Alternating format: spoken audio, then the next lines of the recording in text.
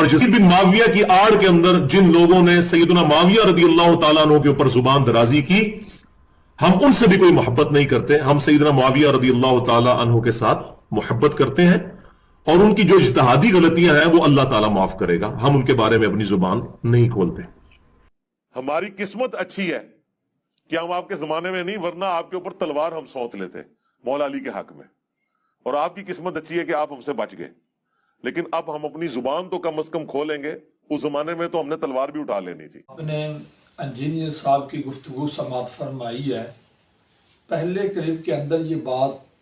कह रहा है कि जो सैयदना अमीर मुआविया रदी अल्लाह उनके बारे में बकवास करता है, अपनी ज़ुबान को जो है वो लंबा करता है, गंदी ज़बान बकता है, हम उनसे मोहब्बत नहीं करते। ये इनके अल्फाज हैं। इनका ये मौक़िफ़ सही हदीस के मुताबिक है, क्योंकि सैयदना अमीर मुआविया रदी अल्लाह ताला अन्हु नबी रहमत सल्लल्लाहु अलैहि वसल्लम के सहाबी हैं और उनकी सहाबी होने का कोई भी इनकार नहीं कर सकता। और जो उनके सहाबी होने का इनकार करता है उस बंदे का हकीकी इस्लाम के साथ ताल्लुक ही नहीं है,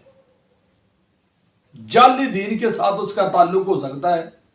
लेकिन मोहम्मद रसूलुल्लाह सल्लल्लाहु अलैहि वसल्लम के दीन के साथ उसका ताल्लुक नहीं है। हालांकि इनके अल्फाज ये थे कि जो यजीद की आड़ में, हालांकि यजीद वाला मामला जो है बड़ा भी संगीन है। और फिर इसका जो अगला मौक़िफ़ है वो तो यजीद के जो उसकी आड़ में है ही नहीं। वैसे ही इसने जो इधर उधर के हवाले थे, मैं ज़ाती तौर पे समझता हूँ, मैं अपनी बात कर रहा हूँ कि इसका जो अगला मौक़िफ़ है वो किसी सूरत भी सही नहीं है।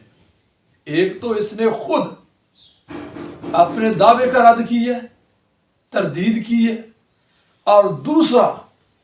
इसने सहाबी रसूल सल्लल्लाहु अलैहि वसल्लम पे भी इल्ज़ाम लगाया।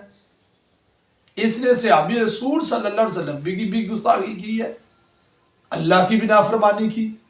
और मोहम्मद रसूलुल्लाह सल्लल्लाहु अलैहि वसल्लम की भी नाफरमानी की है। देखो नबी रहमत सल्लल्लाहु अलैहि वसल्लम की हदीस मुबारक है, मैं हदीस बयान करने लगा हूं अल्लाह की रहमत से, और किसी के अंदर इतनी हिम्मत और जुर्रत नहीं कि वो मेरी बयान करदा हदीस का इनकार करे। जब हदीस रसूल सल्लल्लाहु अलैहि वसल्लम के अंदर ये बात आ गई कि नबी रहमत सल्लल्लाहु अलैहि वसल्लम इरशाद फरमाते हैं कि मेरे बाद मेरे सहाबा से लग़ज़श होगी तो अल्लाह ताला मेरा सहाबी होने की वजह से उनको माफ फरमा देगा। ये तबरानी की रिवायत है, यानी मेरा सहाबी होने की वजह से अल्लाह उनको माफ फरमा देगा। जब ज़बाने नबूवत से निकलने वाले अल्फाज ये हैं कि गलतियां होंगी और फिर उनको अल्लाह माफी भी देगा, जब अल्लाह की तरफ से वही ये है, अल्लाह की तरफ से पैगाम ये है कि वो गलती भी करेंगे, अल्लाह कहते हैं मैं उनको माफ भी कर दूंगा। जब माफी का कलम अल्लाह के पास है और गलती होने का जो अमकान है वो मोहम्मद रसूलुल्लाह सल्लल्लाहु अलैहि वसल्लम ने ज़बाने नबूवत से ऐलान भी कर दिया है। फिर इसके बाद सहाबा की गलतियों को लेना, उन पे तबर्रा करना, तनकीस करना, उनको इल्ज़ाम देना, ये अल्लाह की वही के भी खिलाफ है। और नबी रहमत सल्लल्लाहु अलैहि वसल्लम की जो हदीस मुबारक है इसके खिलाफ अल्लाह की भी तौहीन है और मोहम्मद रसूलुल्लाह सल्लल्लाहु अलैहि वसल्लम की भी तौहीन है। यानी इंजीनियर साहब आप तो फिर अल्लाह ही बन गए ना, और आप तो फिर नबी बन गए। आप ये समझते कि मेरे पास इख्तियार है जुबान बंद करने का और गलतियां माफ करने का। इख्तियारात अल्लाह के पास है। जब अल्लाह खुद कह रहे हैं, मोहम्मद रसूलुल्लाह सल्लल्लाहु अलैहि वसल्लम खुद फरमा रहे हैं कि मेरा सहाबी होने की वजह से अल्लाह माफ फरमा देगा, तो जब मुआफी अल्लाह की तरफ से है फिर आप कौन होते हैं तनकीद करने वाले, आप सहाबा को इल्ज़ाम देने वाले। इंजीनियर साहब इससे तो आप अपनी आकबत बर्बाद कर रहे हैं। ٹھیک ہے، جو حدیث مبارکہ میں نے سنائی ہے، آپ کے اندر جرت ہے کسی کے اندر بھی؟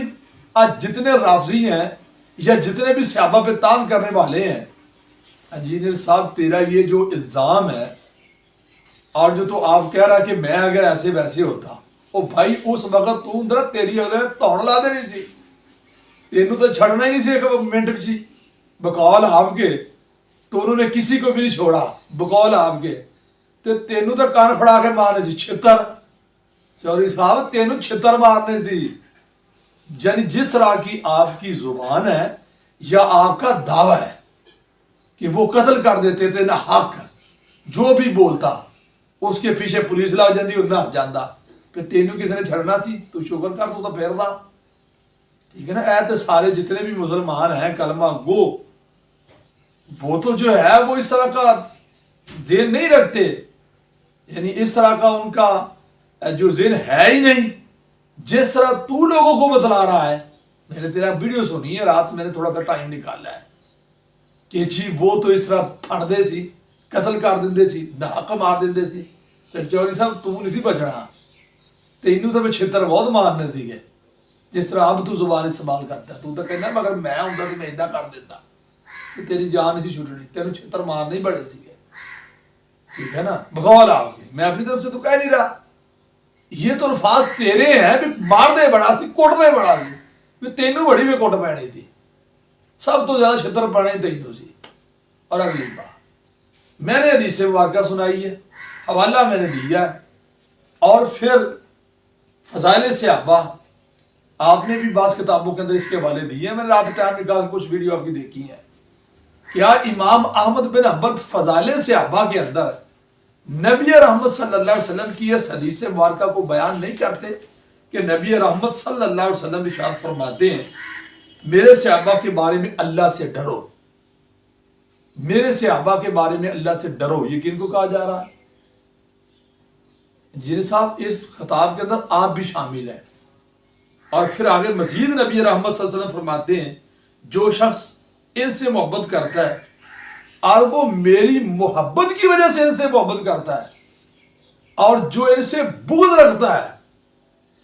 تو اس نے وہ میرے بغض کی وجہ سے میرے صحابہ سے بغض رکھتا ہے۔ انجینئر صاحب جس نے نبی رحمت صلی اللہ علیہ وسلم فرماتے ہیں میرے صحابہ کو تکلیف پہنچائی، اس نے مجھے تکلیف پہنچائی، اور جس نے مجھے تکلیف پہنچائی اس نے اللہ کو تکلیف پہنچائی ہے، اور جس نے اللہ کو تکلیف پہنچائی نبی رحمت صلی اللہ علیہ وسلم فرماتے ہیں تو خطرہ ہے کہ اللہ تعالیٰ اس کو اپنی گرفت میں نہ لے لے۔ یہ حدیث مبارکہ ہے، آپ کریں اس حدیث کا انکار، ہر وہ شخص اس حدیث کا انکار کرے، جرت کرے اور وہ کہے کہ یہ محمد رسول اللہ صلی اللہ علیہ وسلم کی حدیث مبارکہ نہیں ہے۔ امام احمد بن حنبل نے فضائل صحابہ کے اندر صرف ایک جگہ پہ نقل نہیں کیا، آپ کو پتہ ہے اگر آپ نے پڑھی ہے، اگر نہیں پتہ تو پڑھیں، کتنی مرتبہ اس حدیث کو نقل کیا، اللہ سے ڈرو، اللہ سے ڈرو، میرے بعد، میرے چلے جانے کے بعد میرے صحابہ کو نشانہ نہ بنانا۔ یارو یہ حدیث رسول اللہ کی طرف سے، وہی اللہ کا رسول صلی اللہ علیہ وسلم فرما رہا ہے، پھر کسی کو عقل حاصل نہیں ہے کہ وہ صحابہ سے بغض رکھے، صحابہ کو تکلیف پہنچائے۔ جب حدیث میں آ گیا یعنی صحابہ کا جو معاملہ ہے وہ تو اللہ کے سپرد ہے، اللہ حکم لگائیں، اللہ پکڑیں، اللہ جزا دیں، اللہ سے کریں، یہ اللہ کے اختیار میں سارا کچھ، وہی یہ کہہ رہی ہے، محمد رسول صلی اللہ علیہ وسلم کی تعلیمات یہ کہہ رہی ہے۔ تو میں نے ایک حدیث داسی ادھا دی، ایسی حدیث کہ نبی صلی اللہ علیہ وسلم فرمایا میرے صحابہ تو بعد اگر ان کو غلطی ہوگی تسی انہیں تو رج کے ٹکا کے انہیں جرا کرے جی، اے حدیث ہے کوئی اختیارات ہے یا کہ نبی صلی اللہ علیہ وسلم نے کوئی حدیث مبارکہ بیان کی تھی اور بھی اتنے 100 سال بعد ایک انجینئر آؤگا انہوں اختیار ہوگا پورا اور وہ ٹکا کے تنقید کرو گا، صحابہ جی میں تو دل چاہے وہ نہیں کرے گا، اے حدیث ہے تیرے کو کوئی ادھا دی؟ بہرحال میں نے یہ 2 حدیثیں سنائی ہیں، جو میں نے حدیثیں 2 سنائی ہیں نا زبردست 2 حدیثیں ہیں، اور عبداللہ بن عباس رضی اللہ تعالیٰ نے امام احمد بن حنبل فضائل صحابہ میں یہ بات لکھتے ہیں، عبداللہ بن عباس رضی اللہ فرماتے ہیں کہ صحابہ کے بارے میں اللہ تعالیٰ نے استغفار کرنے کا حکم دیا ہے، ٹھیک ہے نا، ان پہ جرح کرنے کا حکم نہیں دیا، تنقید کرنے کا حکم نہیں دیا۔ بہرحال آپ نے جینی صاحب کا پہلا موقف بھی سنا ہے اور دوسرا بھی سنا ہے، حدیث